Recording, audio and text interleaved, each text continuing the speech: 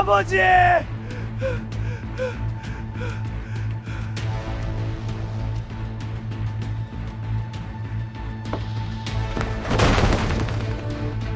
불효자식이래. 아주 고얀 놈이야.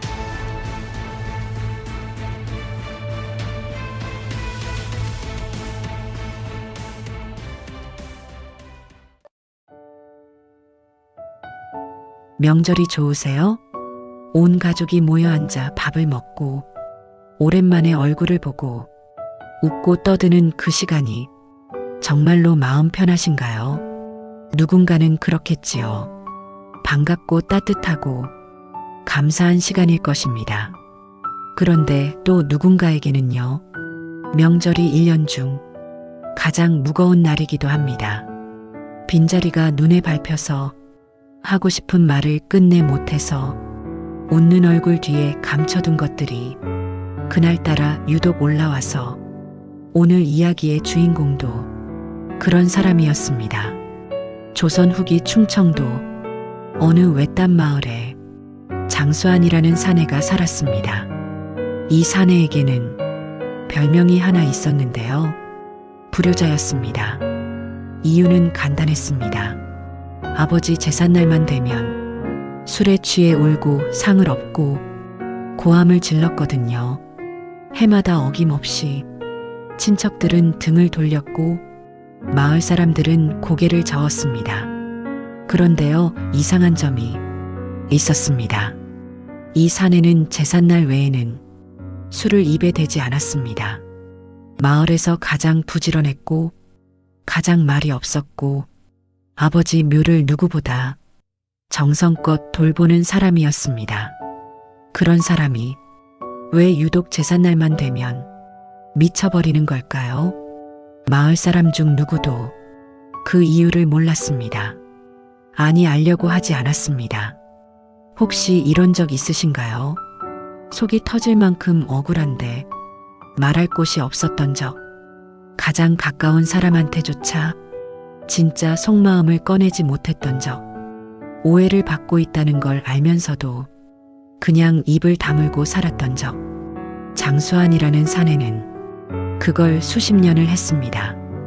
이 사내가 왜 울었는지, 그 울음 속에 진짜로 무엇이 들어있었는지 이야기 끝에 가서 알게 되시면 아마 한동안 가만히 앉아 계시게 될 겁니다. 자, 오늘은 좀 긴 이야기입니다. 편하게 누우셔도 좋고 차 한 잔 따라 놓으셔도 좋습니다. 그냥 조용히 옛날 이야기 듣듯이 들어주시면 됩니다. 그럼 시작하겠습니다.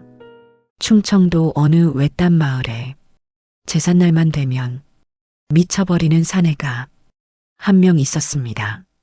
그 사내의 이름은 장수안이라 하였습니다. 장씨 문중의 외아들이었고 나이 40이 넘도록 장가도 들지 못한 채 홀로 아버지의 빈집을 지키고 있는 사람이었습니다. 마을 사람들은 그를 두고 여러 가지로 수군거렸는데 가장 많이 입에 올리는 말은 단 하나, 불효자라는 말이었습니다. 왜 그랬느냐 하면요, 해마다 아버지 기일이 돌아올 때마다 장수안은 어김없이 술에 취했습니다. 그것도 그냥 취하는 게 아니었습니다. 동이 트기 전부터 막걸리를 들이키기 시작하여 제사상을 차릴 때쯤이면 이미 두 눈이 벌겋게 풀려 있었고 제사가 시작되면 위패 앞에 엎드려 울음을 터뜨렸습니다.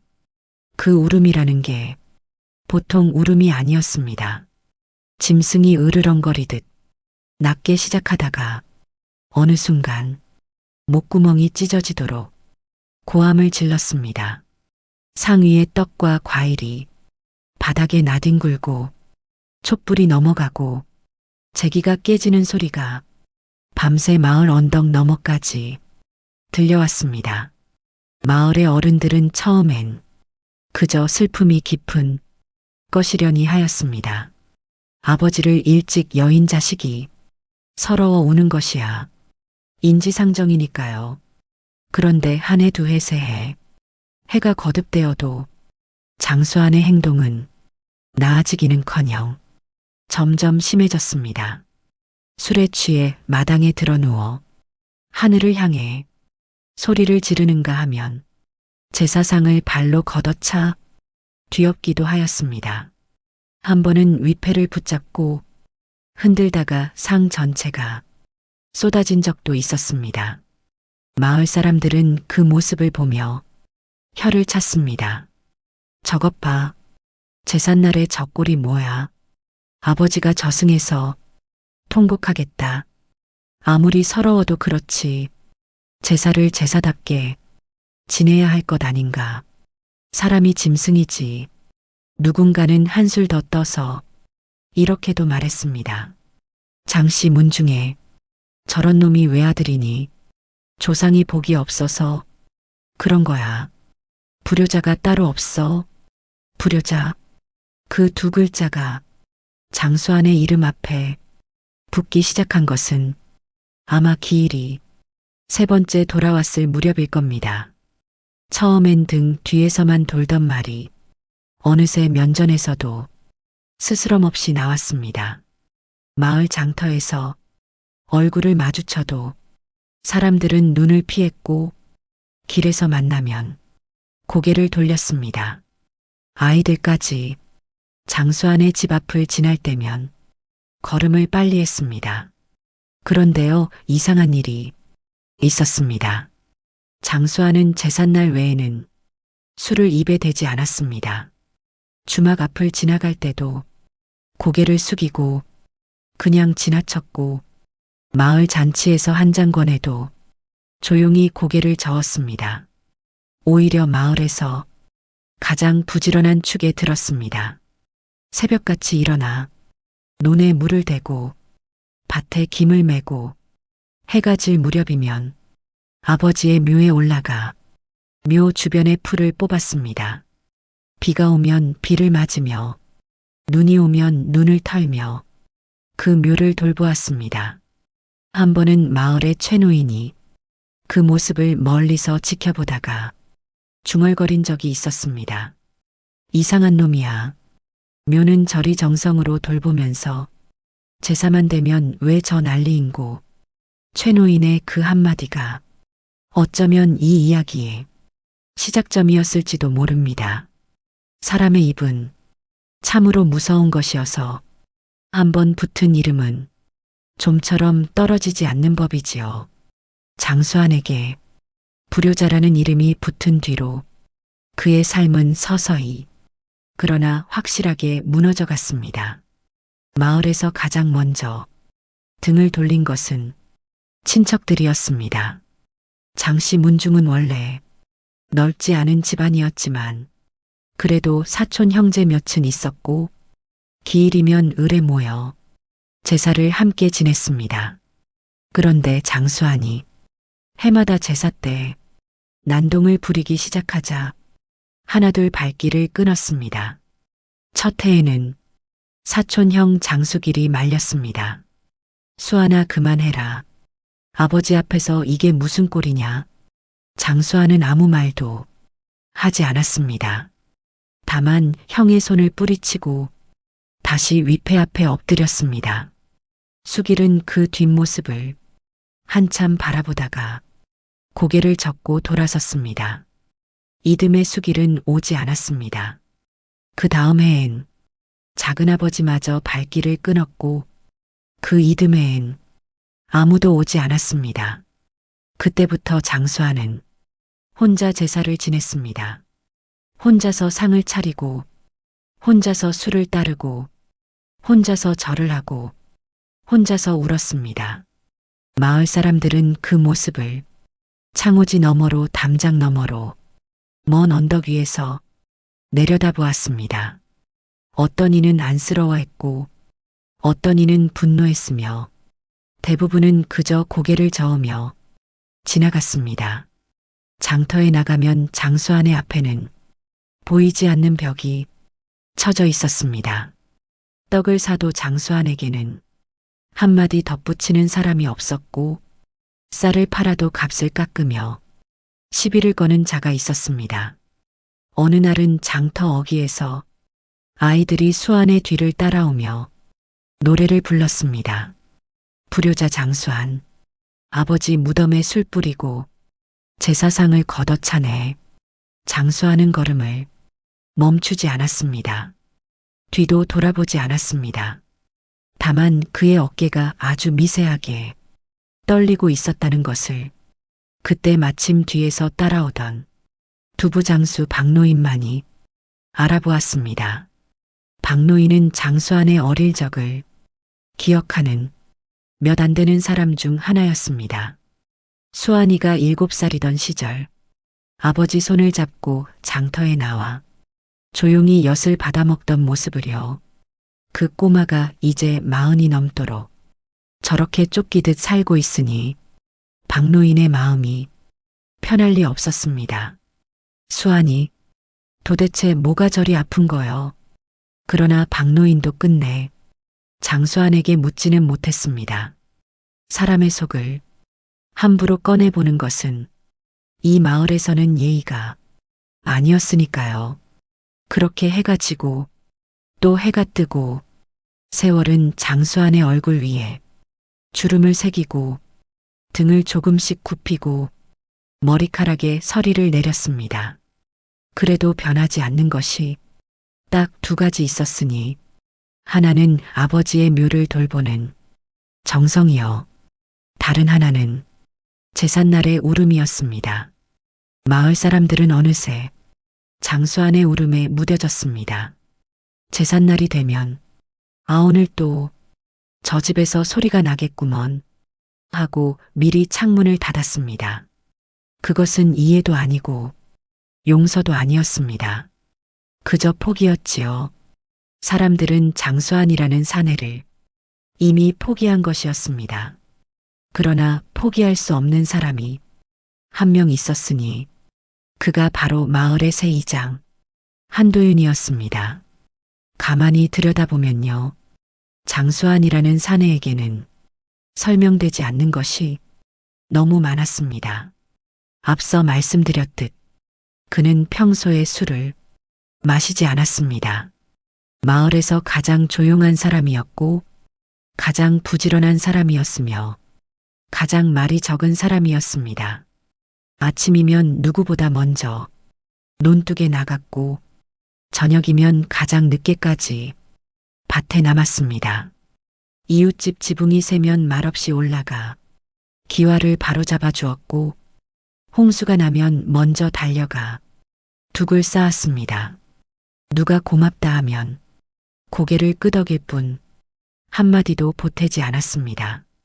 가을 추수 때면 이웃집 벽까지 베어다 주고도 저녁이면 조용히 자기 집으로 돌아갔습니다.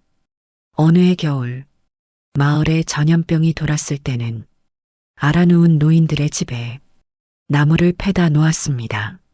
아무도 시키지 않았는데 아침이면 장작이 쌓여 있었습니다. 마을 사람들은 누가 그러는지 처음엔 몰랐다가 나중에야 새벽마다 도끼질 소리가 장수한의 집에서 들려온다는 걸 알게 되었습니다. 그런 사람이었습니다. 말 한마디 없이 남의 살림을 거들고 묵묵히 제 할 일을 하고 해가 지면 아버지 묘에 올라가 한참을 앉아 있다가 내려오는 사람, 그런 사람이 유독 제삿날만 되면 다른 사람이 되었습니다. 마치 그 안에 2사람이 살고 있는 것 같았습니다. 하나는 세상에서 가장 조용한 사내요. 다른 하나는 1년에 단 하루 모든 것을 부수고 싶어하는 사내. 그 2사람이 한 몸 안에서 밀고 당기며 장수한이라는 이름 하나를 간신히 붙들고 있는 것 같았습니다. 이것을 가장 먼저 눈여겨본 것이 한도윤이었습니다. 한도윤은 나이 30에 이 마을의 이장이 된 젊은 사내였습니다. 원래 한양에서 글을 배우다가 아버지가 돌아가신 뒤 낙향하여 이 마을에 자리를 잡은 사람이었지요. 그를 아는 사람이 귀한 마을이었으므로 자연스레 이장 자리가 그에게 돌아왔습니다. 도윤은 이장이 된 첫 해에 장수안의 제삿날 소동을 처음 겪었습니다. 밤중에 울음소리가 마을을 뒤흔들자 도윤은 잠을 이루지 못하고 창문을 열어 그쪽을 바라보았습니다. 달빛 아래 장수안의 집에서 새어나오는 불빛이 흔들리고 있었습니다. 이튿날 아침 도윤은 마을 어른들에게 물었습니다. 어젯밤 장수안이라는 사람 왜 저러는 겁니까? 어른들의 대답은 한결같았습니다. 원래 그런 놈이요. 불효자야 불효자. 아버지 제사를 저리 망치니 사람이냐? 도윤은 고개를 끄덕였지만 마음 한쪽이 개운치 않았습니다. 그래서 며칠 뒤 장수안이 논에서 일하는 것을 슬쩍 지켜보았습니다. 그리고 장수안이 저녁 무렵 아버지 묘에 올라가는 것도 멀리서 바라보았습니다. 묘 앞에 앉아 한참을 가만히 있는 장수안의 뒷모습은 마을 사람들이 말하는 불효자와는 너무나 달랐습니다. 도윤은 그날 밤 일지에 이렇게 적었습니다. 장수안, 이 사내에게는 말하지 못하는 무언가가 있다.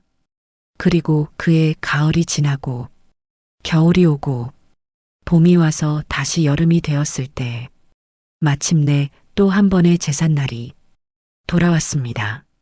도윤은 이번에는 그냥 넘기지 않기로 마음먹었습니다. 사람이 다른 사람이 문을 두드리는 데에는 때로 몇 년의 결심이 필요한 법이지요. 그의 기일은 음력 8월 16세였습니다. 추석이 지나고 들판에 서늘한 바람이 불기 시작할 무렵 장수안의 집에서 또다시 제사 준비가 시작되었습니다. 아침부터 장수안은 장터에 나가 제수용품을 샀습니다. 배, 사과, 대추밥, 말린 북어, 두부쌀 그리고 막걸리 한 동이. 장터 사람들은 장수안이 막걸리를 사는 것을 보고 눈짓을 나누었습니다. 오늘 또 그날이구먼. 장수안은 짐을 지고 집으로 돌아와 혼자서 상을 차렸습니다. 전을 부치고 나물을 무치고 떡을 찌고 과일을 쌓았습니다. 그 솜씨가 보통이 아니었습니다. 하나하나가 정갈했고 상차림이 빈틈이 없었습니다. 혼자 사는 사내가 이토록 반듯하게 제사상을 차리는 것을 본다면 누구라도 이 사람이 정말 불효자인가 하고 고개를 갸우뚱했을 것입니다. 그러나 상이 다 차려지고 해가 기울기 시작하자 장수안의 눈빛이 변하기 시작했습니다. 상 위에 놓인 위패를 바라보는 그의 눈에 슬픔이라고도 분노라고도 할 수 없는 묘한 감정이 스며들었습니다. 그 위패에는 이렇게 쓰여 있었습니다. 현고 학생 장공지 신위. 돌아가신 아버지. 학생 장공의 신이라는 뜻이었습니다. 장수안은 그 글자를 한참 들여다보다가 조용히 막걸리 동이에 뚜껑을 열었습니다. 첫 잔은 위패 앞에 올렸습니다. 두 번째 잔은 제 입에 부었습니다. 세 번째 잔도 네 번째 잔도. 날이 어두워질수록 막걸리 동이는 비어갔고 장수안의 눈은 점점 붉어졌습니다. 그때였습니다. 대문 밖에서 인기척이 났습니다. 장서방 계시오. 한도윤이었습니다. 도윤은 삼배 두루마기에 갓을 쓰고 한 손에 술병 하나를 들고 장수안의 집 앞에 서 있었습니다. 장수안은 문 너머로 들려오는 목소리에 몸을 굳혔습니다. 제삿날에 누군가 찾아온 것은 오랜만의 일이었습니다. 아니 정확히 말하면 친척들이 발길을 끄는 뒤로는 처음 있는 일이었습니다. 누구시오? 이장 한도윤이요. 문 좀 열어주시오. 장수안은 한참을 망설이다가 문을 열었습니다. 도윤은 안으로 들어서며 제사상을 둘러보았습니다. 정갈하게 차려진 상과 그 앞에 반쯤 취해 앉아있는 장수안. 그 대비가 묘했습니다. 도윤은 조용히 신을 벗고 마루에 올라 장수안의 맞은편에 앉았습니다. 오늘이 제삿날이라 하여 왔소. 이장으로서 마을 어른의 제사에 절 한번 올리는 게 도리가 아니겠소. 장수안은 아무 말 없이 도윤을 바라보았습니다. 취기가 오른 눈이었지만 그 안에 어떤 경계가 서려 있었습니다.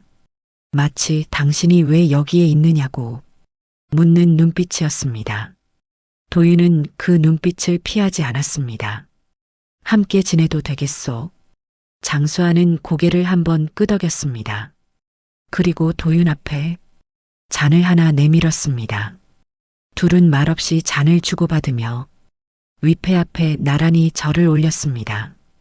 도윤은 장수안의 절하는 모습을 곁눈으로 살폈습니다. 이마가 바닥에 닿는 순간 장수안의 어깨가 떨리는 것이 보였습니다. 그것은 취기 때문만은 아닌 것 같았습니다. 절을 마치고 둘이 다시 마주 앉았을 때 도윤은 조심스럽게 입을 열었습니다. 장서방, 해마다 이렇게 힘드시오. 장수아는 대답하지 않았습니다. 다만 잔을 비우고 다시 채우고 다시 비웠습니다. 마을 사람들이 많이 걱정하고 있어. 아니 솔직히 말하겠소. 걱정보다는 원망이 크오. 아버지 제사를 이리 해서야 되겠느냐고들 하오. 그 말에 장수안의 손이 멈추었습니다. 잔을 든 채 허공에서 굳었습니다. 도윤은 숨을 고르고 말을 이었습니다. 이제 그만하시오. 죽은 분도 편히 쉬시지 못하겠소. 그 순간 방 안에 긴 침묵이 내려앉았습니다. 촛불이 흔들렸고 바깥에서 귀뚜라미 소리가 들려왔습니다. 장수아는 잔을 내려놓고 천천히 고개를 들었습니다. 술에 젖은 눈이었지만 그 안에 무언가가 일렁이고 있었습니다. 그리고 처음으로 장수안이 입을 열었습니다. 이장님, 목소리가 갈라져 있었습니다. 죽은 분이라 하셨소. 그렇도 돌아가신 분 말이요. 장수안이 위패를 바라보았습니다. 그리고 술에 젖은 목소리로 그러나 한 글자 한 글자 또렷하게 말했습니다. 저 제사는 아버지 제사가 아닙니다. 도윤은 그 말을 듣고 숨이 멎는 것 같았습니다. 제사가 아니라니. 위패가 있고 상이 있고 해마다 기일을 지켜 지내는 것이 제사가 아니라니요. 무슨 말이요?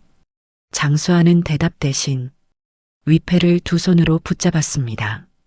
손끝이 하얗게 질릴 만큼 힘을 주어 붙잡은 채 낮은 목소리로 흐느꼈습니다. 이건 제사가 아니요. 이건 거짓말이요. 도윤은 더 이상 말을 꺼내지 못했습니다. 무언가가 열리기 시작했다는 것을 본능적으로 느꼈기 때문입니다. 수십 년을 감춰온 비밀에 금이 가기 시작하면 그 균열은 아무리 틀어막으려 해도 점점 넓어지는 법이지요. 그날 밤 장수아는 더 이상 울지 않았습니다.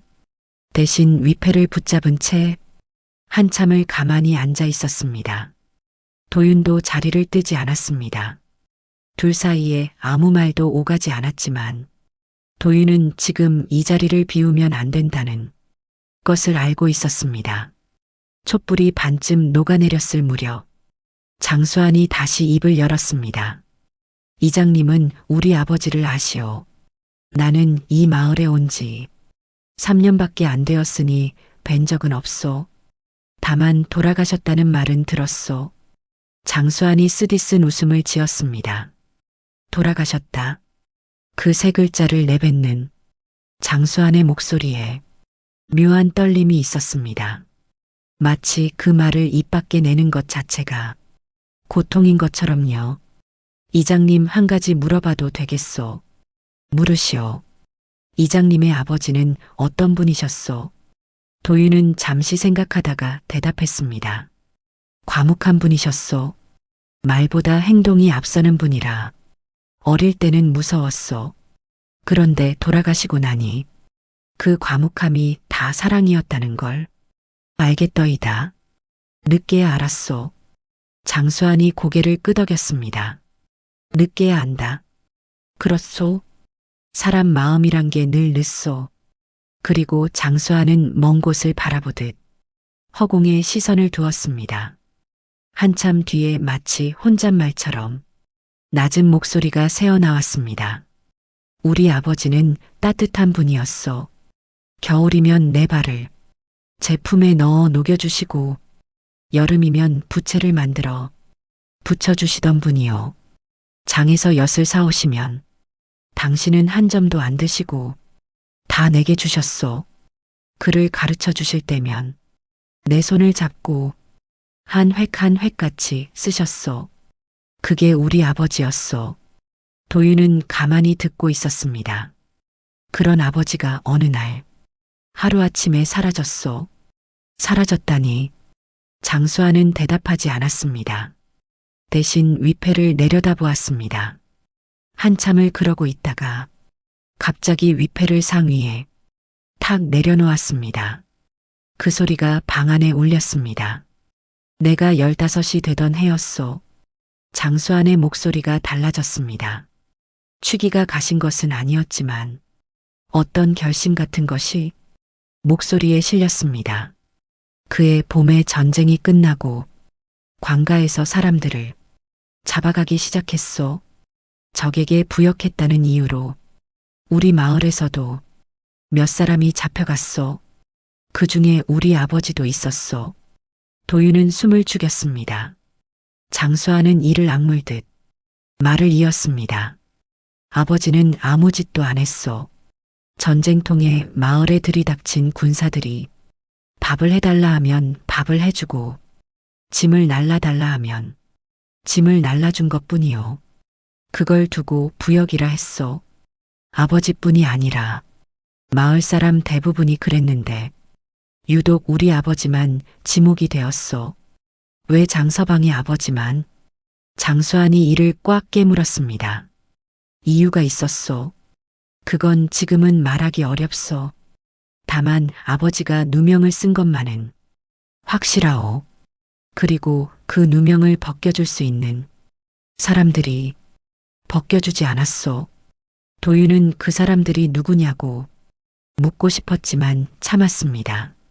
지금 이 사내가 꺼내고 있는 말이 얼마나 무거운 것인지 그 무게가 느껴졌기 때문입니다.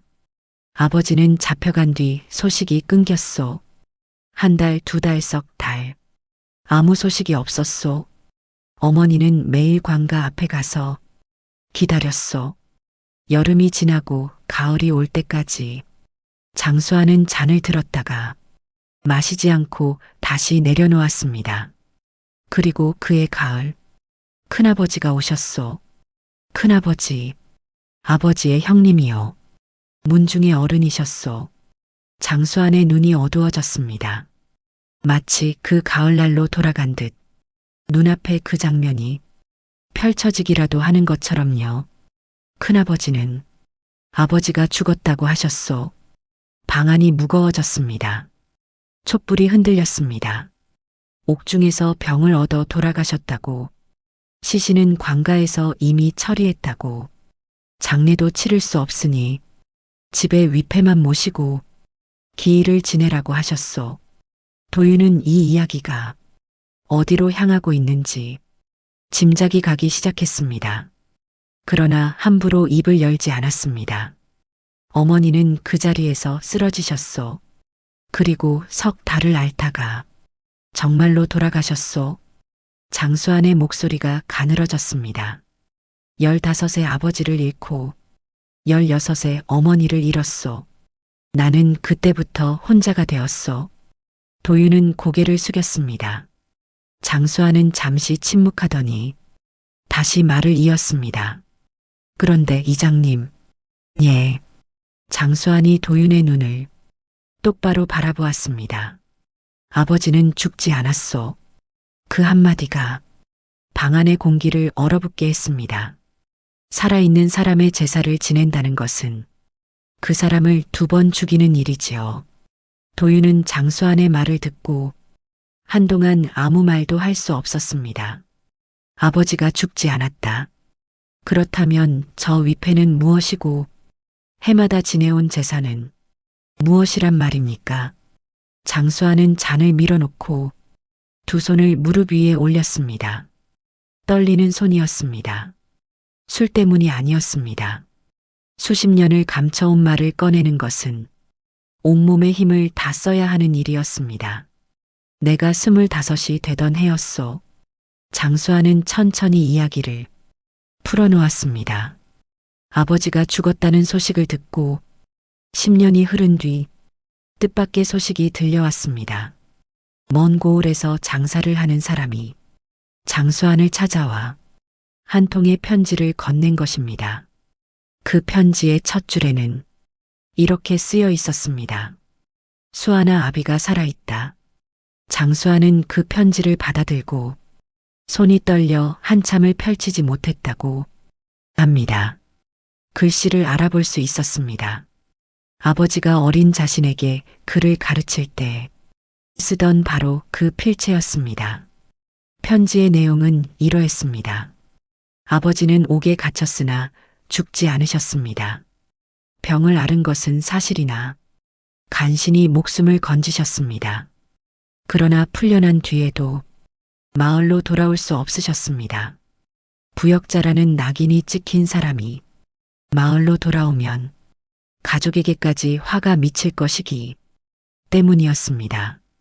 그래서 아버지는 먼 곳으로 떠나셨고 남의 이름을 빌려 하루하루를 연명하고 계셨습니다. 그런데 더 충격적인 것은 큰아버지가 이 사실을 알고 있었다는 것이었습니다. 큰아버지는 아버지가 살아있다는 걸 알면서도 죽었다고 했소. 장수한의 목소리에 분노가 스미기 시작했습니다. 그러나 그것은 폭발하는 분노가 아니라 오랜 세월 사귀고 사귄 끝에 뼈처럼 단단해진 분노였습니다. 이유는 하나였소. 체면이요. 장씨 문중에 부역자가 있다는 것이 알려지면 집안 전체가 끝장이라 했소. 그래서 아버지를 죽은 사람으로 만들었소. 위패를 세우고 기일을 정하고 제사를 지내기 시작한 것이요. 살아있는 사람을 죽여놓고 제사를 지낸 것이요. 도윤은 등골이 서늘해졌습니다. 이제야 모든 것이 이해되기 시작했습니다. 장수한이 왜 제삿날마다 미쳐버리는지, 왜 상을 업고 울부짖는지, 그것은 슬픔이 아니었습니다. 거짓을 감당하지 못하는 사람의 몸부림이었습니다. 편지를 받고 어떻게 하셨소? 아버지를 찾아갔소. 장수한의 눈에 물기가 번졌습니다. 사흘을 걸어 찾아갔소. 산을 넘고 강을 건너 편지에 적힌 곳을 찾아갔소. 그리고 아버지를 만났소. 장수한은 잠시 말을 멈추었습니다. 눈을 감고 숨을 깊이 들이쉬었습니다. 도윤은 기다렸습니다. 아버지는 늙어 있었소. 내가 기억하는 아버지가 아니었소. 등이 굽고 머리가 하얗고 얼굴이 반쯤 주저앉아 있었소. 그런데 눈만은 그대로였소. 나를 보자마자 수아나 하고 부르시는데 장수한의 목소리가 끊어졌습니다. 그때 안았소. 10살 때 안겨보고 처음으로 아버지를 안았소.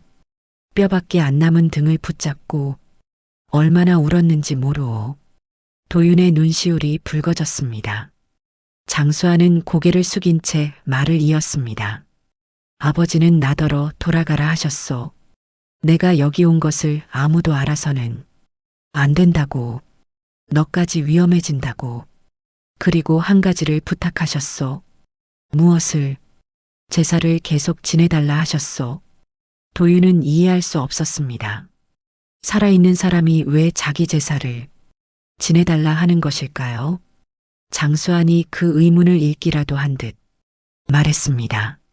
아버지는 이미 죽은 사람이었소. 세상에서는 이미 죽은 사람이요. 호적에도 죽은 것으로 되어 있고 마을에서도 죽은 것으로 알고 있고 만약 살아있다는 것이 알려지면 집안이 발칵 뒤집히고 나까지 부역자의 아들이 되는 거요. 아버지는 그것을 원치 않으셨소. 그래서 제사를 지냈소. 그래서 지냈소. 살아있는 아버지의 제사를. 해마다 기일이 돌아오면 살아있는 사람의 위패 앞에 절을 하고 살아있는 사람에게 술을 올렸소. 장수환이 위패를 바라보았습니다. 그 눈에 가장 깊은 곳에서부터 차오르는 슬픔이 있었습니다. 이장님 아시겠소? 내가 왜 울었는지, 내가 왜 상을 엎었는지. 도윤은 고개를 끄덕이지도 젓지도 못했습니다. 그저 가만히 앉아 있을 수밖에 없었습니다. 이 제사는 진심으로 지낼 수가 없는 제사요. 아버지가 살아계시니 슬퍼할 수도 없고 그렇다고 거짓으로 울 수도 없소. 아버지를 위해 우는 것도 아니고 아버지 없이 사는 서러움에 우는 것도 아니오. 나는 그저 이 거짓을 감당하지 못해서 울었던 것이오. 장수환은 두 손으로 얼굴을 감싸쥐었습니다. 해마다 기일이 돌아오면 살아있는 아버지를 죽은 사람으로 모시는 그 자리가 나를 미치게 했소. 술이라도 마시지 않으면 견딜 수가 없었소. 그리고 술을 마시면 터져 나오는 거요. 이 모든 거짓이, 이 모든 억울함이 방 안에 다시 침묵이 내려앉았습니다. 바깥의 바람소리만이 창호지를 흔들었습니다. 도윤은 비로소 깨달았습니다. 마을 사람들이 불효자라 부르던 그 사내가 실은 어느 누구보다 깊은 효심을 안고 살아온 사람이었다는 것을요. 세상에서 가장 무거운 짐은 남에게 내려놓을 수 없는 짐이라고 합니다. 장수환은 편지를 받은 뒤로도 해마다 아버지를 찾아갔습니다. 제사를 지내기 한 달 전쯤이면 며칠간 자리를 비웠는데 마을 사람들은 그가 어디를 가는지 알지 못했습니다. 누군가 물으면 일거리를 찾아 잠시 나간다 고 할 뿐이었고 사람들도 그 이상 캐묻지 않았습니다. 혼자 사는 사내가 품팔이를 나가는 것이야 이상할 것이 없었으니까요. 장수환은 사흘을 걸어 아버지가 머무는 곳에 갔습니다. 처음에는 전라도 쪽의 외진 주막이었고 몇 해 뒤에는 경상도 깊은 산골이었으며 또 몇 해가 지나자 강원도 산자락의 허름한 움막이었습니다. 아버지는 한 곳에 오래 머물지 못하셨습니다. 혹시라도 신분이 들통날까봐 한두 해에 한 번씩 거처를 옮기셨습니다. 아버지를 만날 때마다 장수환은 가져간 쌀과 옷을 내려놓고 조용히 아버지의 곁에 앉았습니다. 둘은 말이 많지 않았습니다. 아버지는 아들이 올 때마다 첫마디가 같으셨습니다. 수아나 밥은 먹고 다니냐? 장수환도 대답이 같았습니다. 예, 아버지, 잘 먹고 있습니다. 그것이 부자 사이의 전부였습니다. 더 많은 말을 하고 싶었을 것입니다. 왜 나를 두고 가셨느냐고, 왜 살아있으면서 돌아오지 않으시느냐고, 왜 죽은 사람 행세를 하고 계시느냐고 묻고 싶었을 것입니다. 그러나 장수환은 그런 말을 한 적이 없었습니다. 물으면 아버지가 아프실 것을 알았기 때문입니다. 대신 장수환은 아버지의 살림을 돌보았습니다. 무너진 움막의 벽을 고치고 땔감을 패고 물을 길어왔습니다. 아버지의 옷을 빨아 널고 밥을 지어 함께 먹었습니다. 그 며칠이 장수환에게는 1년 중 가장 따뜻한 시간이었습니다. 그러나 돌아오는 길은 늘 무거웠습니다. 산을 내려오며 장수환은 생각했습니다. 마을로 돌아가면 다시 거짓이 시작된다. 아버지는 죽은 사람이 되고 나는 그 죽은 사람의 제사를 지내는 아들이 된다. 살아있는 사람을 죽은 사람으로 모시는 이 거짓을 또 1년을 견뎌야 한다. 세월이 흐르면서 아버지는 점점 쇠약해지셨습니다. 처음 만났을 때만 해도 지팡이 없이 걸을 수 있으셨던 아버지가 다음 해에는 지팡이에 의지하셨고 그 다음 해에는 방 안에서만 지내셨습니다. 눈이 흐려지고 귀가 어두워지고 기침이 잦아지셨습니다. 어느 해 찾아갔을 때 아버지가 말씀하셨습니다. 수아나, 이 아비가 미안하다. 장수아는 고개를 저었습니다. 아버지가 무슨 잘못을 하셨습니까? 내 인생을 이리 만들었으니 아비된 도리를 못한 것이다. 장가도 못 보내고 제대로 된 살림 하나 물려주지 못하고 그게 이 아비의 죄다. 장수아는 아무 말도 할 수 없었습니다. 아버지의 말씀이 틀린 것은 아니었습니다. 장수안이 장가를 들지 못한 것은 불효자라는 낙인 때문이었습니다. 어느 집안에서 불효자에게 딸을 시집 보내겠습니까? 그러나 그것이 아버지의 탓이라고 장수안은 단 한 번도 생각한 적이 없었습니다. 아버지, 저는 괜찮습니다. 괜찮지 않은 것을 괜찮다 하지 마라. 너는 어릴 때부터 그랬어. 아파도 아프다 하지 않고 서러워도 서럽다 하지 않고. 아버지의 눈에서 눈물이 흘렀습니다. 장수아는 아버지의 손을 잡았습니다. 마른 나뭇가지 같은 손이었습니다. 한때 장터에서 엿을 사다 주시던 크고 따뜻한 손이 이제는 이토록 작고 차가워져 있었습니다. 아버지, 한 가지만 여쭙겠습니다. 뭐냐? 돌아오시면 안 됩니까? 아버지는 오랫동안 아무 말씀도 하지 않으셨습니다. 창 밖으로 바람이 불어 나뭇잎이 흔들리는 소리만 들렸습니다. 수아나, 나는 이미 죽은 사람이다. 아버지, 세상에서 나는 이미 없는 사람이야. 호적에도 없고 마을에도 없고 돌아가면 너까지 위험해진다. 부역자의 아들이라는 것이 알려지면 내가 살 곳이 없어진다. 저는 상관없습니다. 상관없다고 해서 안 되는 것이 있어. 이 아비가 마지막으로 해줄 수 있는 것은 내가 조용히 살 수 있도록 죽은 사람으로 남는 것이다. 장수아는 아버지의 손을 놓지 못했습니다. 아버지는 아들의 손을 꼭 쥐며 말씀하셨습니다. 수아나, 제사는 계속 지내다오. 그게 이 아비와 내가 이어져 있는 유일한 끈이다. 그날 밤 장수아는 아버지의 곁에서 잠을 이루지 못했습니다. 아버지의 고른 숨소리를 들으며 천장을 바라보았습니다.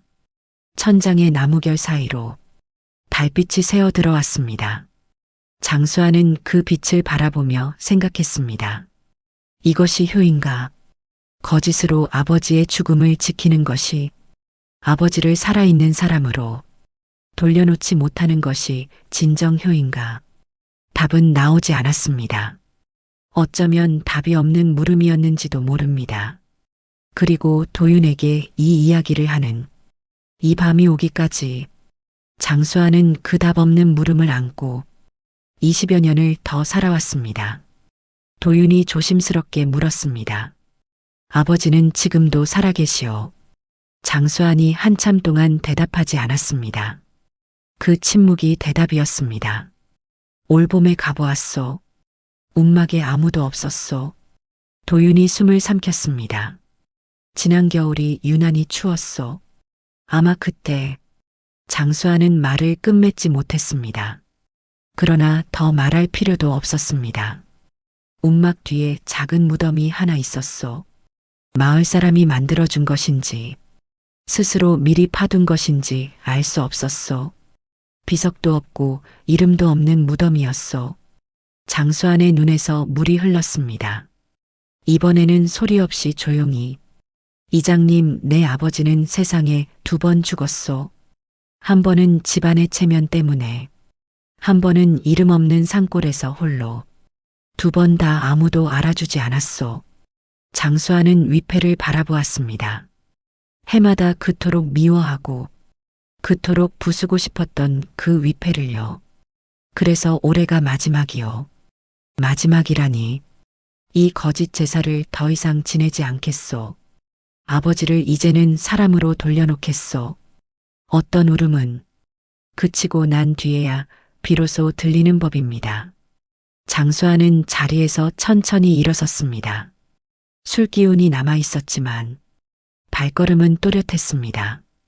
그는 상 위에 놓인 위패를 두 손으로 조심스럽게 들어 올렸습니다. 수십 년 동안 원망하고 미워하고 그러면서도 놓지 못했던 그 나무 조각을요. 도윤은 일어서려 했지만 장수환이 고개를 저었습니다. 이것은 내가 해야 할 일이라고 말하는 듯 했습니다. 장수환은 위패를 가슴에 안고 마루를 내려섰습니다. 맨발이 흙바닥에 닿았습니다. 밤 공기가 차가웠습니다. 마당에 서서 하늘을 올려다보니 보름이 지난 달이 반쯤 기울어져 마을 위에 떠 있었습니다. 장수하는 마당 한쪽에 작은 구덩이를 팠습니다. 맨손으로 천천히 도윤은 마루에 앉은 채 그 모습을 지켜보았습니다. 만류할 수 없었습니다. 이것은 장수한이 수십 년을 기다려온 순간이라는 것을 알았기 때문입니다. 구덩이가 파이자 장수한은 위패를 내려다보았습니다. 현고 학생 장공지 신위 아버지를 가두어 두었던 글자들, 살아있는 사람을 죽은 사람으로 만들었던 글자들. 장수하는 그 글자를 손끝으로 한번 쓸었습니다. 마치 작별 인사를 하듯이요. 그리고 위패를 구덩이에 조심스럽게 내려놓았습니다. 아버지, 장수한이 말했습니다. 위패가 아니라 어딘가에 계실 아버지를 향해서요. 이제 죽은 사람이 아닙니다. 아버지는 살아계셨고 저를 사랑하셨고 끝까지 저를 지키려 하셨습니다. 그것이 아버지의 삶이었습니다. 저는 그걸 기억하겠습니다. 위패가 아니라 아버지를 기억하겠습니다. 장수하는 흙을 덮었습니다. 한 줌 두 줌 천천히 위패가 흙 속에 묻혔습니다. 그것은 아버지를 묻는 것이 아니었습니다. 거짓을 묻는 것이었습니다. 흙을 다 덮고 나자 장수하는 그 자리에 한참을 서 있었습니다. 울지 않았습니다. 소리를 지르지도 고함을 치지도 않았습니다. 다만 서 있었습니다. 밤바람이 그의 옷자락을 흔들었습니다. 도윤이 조용히 마루에서 내려와 장수한의 곁에 섰습니다. 둘 사이에 말은 없었습니다. 마을은 고요했고 멀리 산등성이 너머로 부엉이 울음소리가 간간히 들려왔습니다. 한참 뒤 장수한이 입을 열었습니다. 이장님, 예, 아까 아버지 제사가 아니라고 했던 말, 마을 사람들에게는 말하지 않겠소. 도윤이 먼저 말했습니다. 장수한은 고개를 돌려 도윤을 바라보았습니다. 도윤은 말을 이었습니다. 다만 장서방이 불효자가 아니라는 것은 내가 알고 있겠소. 장수하는 아무 말도 하지 않았습니다. 다만 고개를 한번 끄덕였습니다. 그것으로 충분했습니다. 그날 이후 장수한의 집에서 제삿날 울음소리가 사라졌습니다. 마을 사람들은 처음에 이상하게 여겼습니다. 올해는 왜 조용하지? 드디어 정신을 차렸나 보지. 사람들은 저마다 추측했지만 진짜 이유를 아는 사람은 없었습니다. 장수하는 여전히 말이 적었고 여전히 부지런했으며 여전히 혼자였습니다. 달라진 것이 있다면 더 이상 묘에 올라가지 않았다는 것입니다. 대신 가끔 저녁 무렵이면 마을 뒷산고개에 올라가 먼 산을 바라보곤 했습니다. 무엇을 보는 것인지, 누구를 생각하는 것인지 아무도 묻지 않았습니다. 그리고 이듬해 봄 장수하는 며칠간 마을을 비웠다가 돌아왔습니다. 돌아온 장수한의 등에는 작은 보따리가 하나 있었고 그 안에는 아무것도 쓰여 있지 않은 빈 비석 하나가 들어 있었습니다. 장수한은 그 비석을 아무도 모르는 곳에 두었는지 누구도 그것이 어디에 세워졌는지 알지 못했습니다. 다만 두부장수 박노인이 어느 날 먼 산골에 다녀온 뒤 도윤에게 이렇게 말한 적이 있었습니다. 이장님, 강원도 쪽 깊은 산에 이름 없는 무덤 하나가 있는데 그 앞에 비석이 하나 세워져 있더구먼. 글씨는 없고 비석 앞에 꽃 한 송이가 놓여 있었소. 도윤은 그 말을 듣고 한참 동안 아무 말도 하지 않았습니다. 그리고 천천히 고개를 끄덕이며 혼잣말처럼 중얼거렸습니다. 그것이 제사보다 나을 것이오. 마을에 또 한 해가 지나고 명절이 돌아왔습니다. 장수안의 집은 조용했습니다. 제사상도 없었고 울음소리도 없었습니다. 다만 장수안은 마루에 홀로 앉아 막걸리 한 잔을 따라 놓고 달을 바라보고 있었습니다. 그날 밤 도윤이 다시 찾아왔습니다. 술병 하나를 들고 대문을 두드렸습니다. 장서방, 달 좋은 밤인데 한잔하시오. 장수아는 문을 열고 도윤을 마루 위로 불렀습니다. 둘은 나란히 앉아 달을 바라보며 술을 마셨습니다. 어디선가 풀벌레 소리가 들려왔고 마을 어디에선가 아이의 웃음소리가 바람에 실려왔습니다. 한참을 말없이 앉아 있다가 도윤이 물었습니다. 장서방, 예, 마음이 좀 놓이시오. 장수아는 잔을 들고 달빛을 비추어 보았습니다. 맑은 막걸리 위에 달이 일렁였습니다. 한참을 그렇게 보다가 조용히 말했습니다. 놓이지는 않소. 다만 이제는 안고 갈 수 있을 것 같소. 도윤은 더 묻지 않았습니다. 두 사내는 말없이 달을 바라보며 잔을 비웠습니다. 마을 위로 보름달이 떠올랐습니다. 누군가의 집에서 떡 찢는 소리가 들려왔고 또 누군가의 집에서는 아이가 할머니의 옛날 이야기에 깔깔 웃는 소리가 들려왔습니다. 명절이었습니다. 누군가에게는 기쁜 날이고 누군가에게는 그리운 날이며 누군가에게는 말할 수 없는 무게를 지고 견디는 날이지요. 장수아는 잔을 내려놓고 눈을 감았습니다. 바람이 불었습니다. 서늘하지만 나쁘지 않은 바람이었습니다. 그해 가을 이후 마을 사람들 사이에서 장수안을 불효자라 부르는 사람은 아무도 없었습니다. 왜냐고 묻는 사람도 없었습니다. 다만 그 마을에는 이런 말이 하나 생겼다고 합니다. 사람의 속을 모르면서 함부로 입을 놀리지 마라. 제삿날의 울음에도 까닭이 있는 법이다. 자, 이렇게 오늘의 이야기가 끝이 났습니다. 장수안이라는 사내는 끝내 자기 입으로 억울하다 말하지 않았지요. 마을 사람들 앞에서 해명하지도 않았고 자신이 얼마나 힘들었는지 하소연하지도 않았습니다. 다만 묵묵히 혼자서 수십 년을 견뎠습니다. 우리 주변에도 그런 사람이 있지 않을까요? 힘든 내색 한번 않고 다 괜찮다고 웃는 사람, 명절마다 밝은 표정으로 앉아있지만 속으로는 무언가를 꾹꾹 눌러 담고 있는 사람, 가만히 생각해보면 어쩌면 그 사람이 바로 여러분 자신일지도 모르겠습니다. 옛 어른들은 이렇게 말씀하셨다고 합니다. 효도란 큰 절을 올리는 것이 아니라 마음을 헤아려 주는 것이다. 라고요. 장수하는 아버지의 마음을 헤아려 거짓을 지켰고 이장 한도윤은 장수한의 마음을 헤아려 곁에 앉아 주었지요.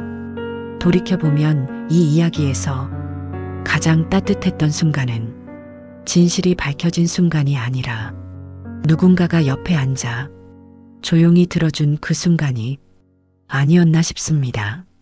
말하지 못하는 것이 있어도 괜찮습니다. 다 꺼내놓지 못해도 괜찮아요. 다만 혼자 너무 오래 짊어지고 가지는 마시길 바랍니다. 장수한에게 도윤이 찾아왔던 것처럼 여러분에게도 문을 두드려주는 사람이 반드시 있을 것입니다. 오늘 하루도 수고 많으셨습니다. 정말 수고 많으셨어요. 웃느라 수고하셨고, 참느라 수고하셨고, 아무 일 아닌 척 하느라 수고하셨습니다. 이제 편안히 눈을 감으세요. 오늘 밤만큼은 아무것도 짊어지지 않으셔도 됩니다. 내려놓으셔도 됩니다. 장수환이 마침내 위패를 내려놓았던 것처럼 여러분도 오늘 하루의 무게를 조용히 내려놓으시길 바랍니다. 자, 그러면 오늘 밤도 편안히 아주 편안히 주무세요. 좋은 꿈 꾸시고요. 내일 아침에는 조금 더 가벼운 마음으로 일어나시길 바랍니다. 달그림자 사랑방은 오늘 밤도 당신의 곁에 머물렀습니다.